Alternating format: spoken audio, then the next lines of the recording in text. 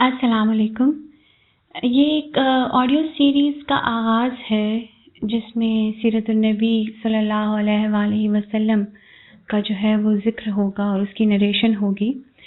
اور اس کا مقصد صرف اور صرف یہ ہے کہ وہ لوگ جن کو کتاب پڑھنے کا ٹائم نہیں ملتا، یا ان کا کتاب پڑھنے کا اسٹیمنا نہیں ہے، یا کتاب تک ان کی رسائی نہیں ہے، اور اسپیشلی ہماری جو اسلامی مستند کتابیں ہیں ان تک ان کی جو ہے وہ رسائی نہیں ہے، تو ان کے لیے ایک آسانی ہے، اسپیشلی وہ یوتھ ٹین ایجرز جو اپنے اندر یہ تجسس رکھتے ہیں، جن کے اندر یہ تشنگی ہے کہ وہ اسلامک روٹس کے ساتھ، اسلامی جو نالج ہے اس کے ساتھ جڑ سکیں۔ تو ان کے لیے یہ ایک ڈے ٹو ڈے لائف کی آسانی ہے۔ آپ نے ایک ہیڈ فونس لگانے ہیں یا ایک اسپیکر پہ پلے کرنا ہے، اور آرام سے آپ کو ایک مستند نریشن جو ہے وہ ایک بہت ہی مستند کتاب سے وہ مل جائے گی۔ اسلام، اگر ہم جب اسلام کی اسٹڈی کی طرف آتے ہیں تو اس میں سب سے پہلی چیز اور سب سے بڑی چیز اور سب سے جو اس کا کل ہے، جو اس کا ایک ٹوٹل شیپ بناتی ہے، جو اس کو ایک شکل فراہم کرتی ہے، وہ ہے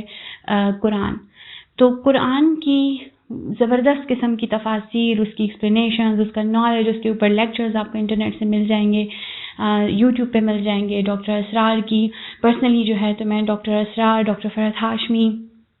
اس طرح اور جو ہے ریٹن تفاسیر، ایون اب جب یہ ایپ جو نکلی ہے اسلام 360، اس سے مجھے پرسنلی بہت فائدہ ہوتا ہے، اور پہلے مجھے شک ہوتا تھا کہ پتہ نہیں یہ مستند ہے کہ نہیں ہے، لیکن اس میں انہوں نے جو کتابیں ہیں ان کو ایز اٹ از شکل میں ہی اپلوڈ کیا ہوا ہے، جو کہ میں کافی مرتبہ اس کی ویریفیکیشن کر چکی ہوں، کیونکہ میرے پاس ڈاکٹر اسرار کی تفسیر، اسی طرح مفتی تقی عثمانی کی تفسیر، اور بک فارم میں میرے پاس کافی وہ ہیں۔ تو جب میں وہ میچ کرتی ہوں تو وہ اسی طرح کی ہوتی ہیں، تو وہ اس کا مجھے بہت فائدہ ہوا ہے۔ اسی طرح احادیث کی جو کتابیں ہیں وہ بھی اس ایپلیکیشن پہ بھی موجود ہیں، نیٹ پر بھی موجود ہیں، اور احادیث سے ہمیں اپنے روزمرہ کے معاملات میں، اپنے معاشرتی معاملات میں، اپنے معاشی معاملات میں، چھوٹے سے چھوٹے، ایون اگر آپ طہارت پہ جائیں، آپ صفائی اور چھوٹی چھوٹی چیزیں، غسل کے مسائل سے لے کے وضو اور ہر چیز کے سے لے کر بڑی سے بڑی بات تک کی جو ڈیٹیلنگ ہے رسول صلی اللہ علیہ وآلہ وسلم کی حیات مبارکہ سے، وہ ہمیں احادیث میں مل جاتی ہے، اور مستند ذرائع سے صحیح احادیث جو ہیں وہ مل جاتی ہیں۔ تو یہ ایک آپ کا ایک والیوم آف نالج اور ایک رولز جو ہیں وہ یہ دو چیزیں جو ہیں وہ سیٹ کرتی ہیں۔ جو آپ کی فقہ ہے وہ ایک اور مشکل اس کا ایک سبجیکٹ ہے، جس کے لیے ایک بہت علمی قابلیت اور ایک علمی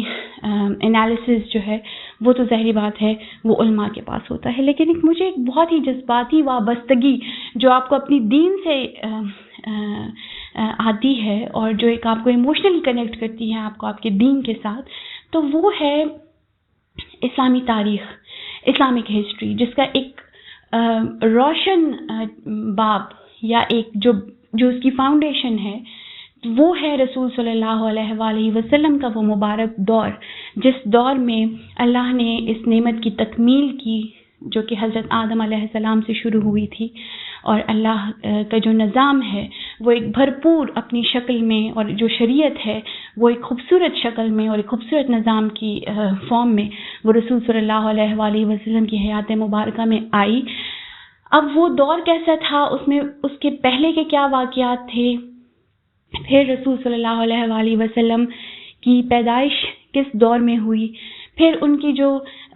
بعثت ہے، جو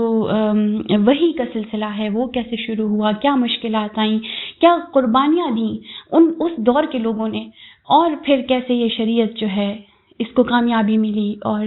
کیسے عرب کی سرزمین پر اللہ کے دین نے جھنڈے گاڑے، اور کیسے وہاں پر ایک مسلمانوں کی پہلی حکومت اور ایک فل فلیج سسٹم جو کہ ایپلیکیشن میں آیا، جو کہ اس کے بعد کچھ عرصے تک رہا، اور پھر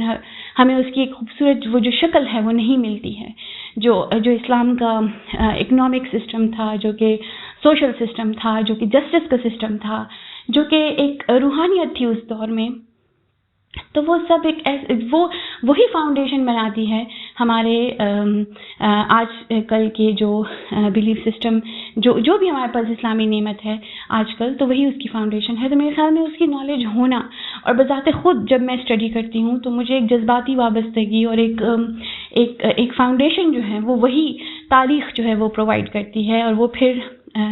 اس تاریخ کو اپنے ذہن میں رکھ کر جب میں قرآن پڑھتی ہوں، اور اس تاریخ کو ذہن میں رکھ کر جب میں حدیث پڑھتی ہوں، تو اس کا اثر جو ہے وہ زیادہ ہو جاتا ہے. قرآن کا اثر اور حدیث کا اثر جب آپ حیات مبارکہ کا آپ کو پتہ ہو، رسول پاک صلی اللہ علیہ وآلہ وسلم کے اس دور کا آپ کو پتہ ہو، ان کی مشکلات کا آپ کو پتہ ہو، آپ کو سیکریفائسز کا پتہ ہو، اس زمانے کی خوبصورتی کا پتہ ہو، کیسے پھر صحابہ نے اس زمانے کے دو سپر پاورز رومن اور پرشین امپائرز کے ساتھ ٹکر لی، اور اس کو نہ صرف ٹکر لی بلکہ کنکر کیا، اور 3/4 جو دنیا ہے اس پر جو ہے وہ حکومت کی. حضرت عمر رضی اللہ تعالیٰ عنہ کے دور میں وہ حکومت پہنچی، اور ایک اسلام کی خوبصورت تکمیل اور شکل جو ہمیں ملتی ہے. تو یہ ایک بہت ہی امپورٹنٹ پارٹ ہے جس میں میں اپنا ایک چھوٹا سا رول جو ہے وہ پلے کر رہی ہوں. تو یہ میں نے جو چیپٹرز سیرت النبی صلی اللہ علیہ وآلہ وسلم کے سلیکٹ کیے ہیں، تو یہ ایک بہت ہی مستند کتاب تاریخ ابن کثیر سے لیے ہیں، جو کہ ٹرانسلیشن ہے البدایہ والنہایہ کی، جو کہ عربک بک ہے، جو کہ امام ابن کثیر نے لکھی 774 ہجری میں ان کا دور تھا. اس زمانے میں یہ لکھی گئی تھی کتاب، اور اس کے 14 والیومز ہیں، اور اس میں حضرت آدم علیہ السلام سے بھی پہلے کے دور کے واقعات سے لے کر 774 ہجری جو کہ 700 ہجری جو کہ ان کی اپنی ہجری تھی جس میں وہ حیات تھے، وہاں تک کے واقعات انہوں نے قلم بند کیے ہیں. اور اس کتاب کو ایک بہت ہی